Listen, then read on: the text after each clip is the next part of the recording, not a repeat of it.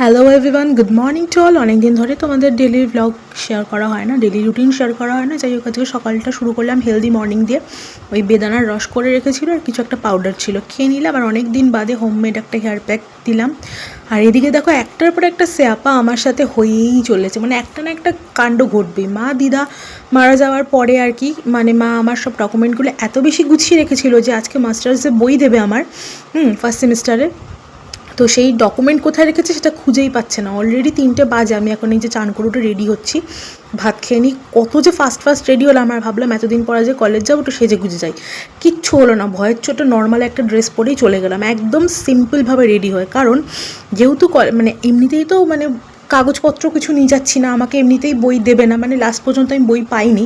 তার মধ্যে যদি সেজে গুজে যাই তো আমাদের স্যারেদের মানে কলেজের কথার শেষ নেই। তার মধ্যে কলেজে গিয়ে জানতে পারলাম যে আমাদের এখানে শুধুমাত্র এই সেন্টারটা হচ্ছে বাড়ির পাশের যে কলেজ, সেখানে শুধু রেজাল্ট দেওয়া, অ্যাডমিট দেওয়া, এই সব বই দেওয়া।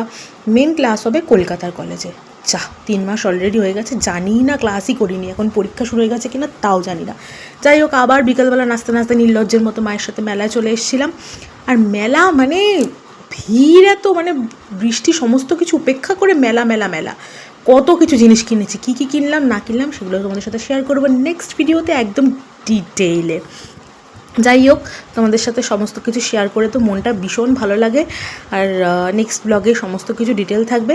তোমরা কিন্তু সবাই জানিও কারা কারা শকুন্তলা মেলায় এসছিলে বা কারা কারা এখনও আসার ইচ্ছা রয়েছে, তারা কিন্তু চলে আসতে পারো।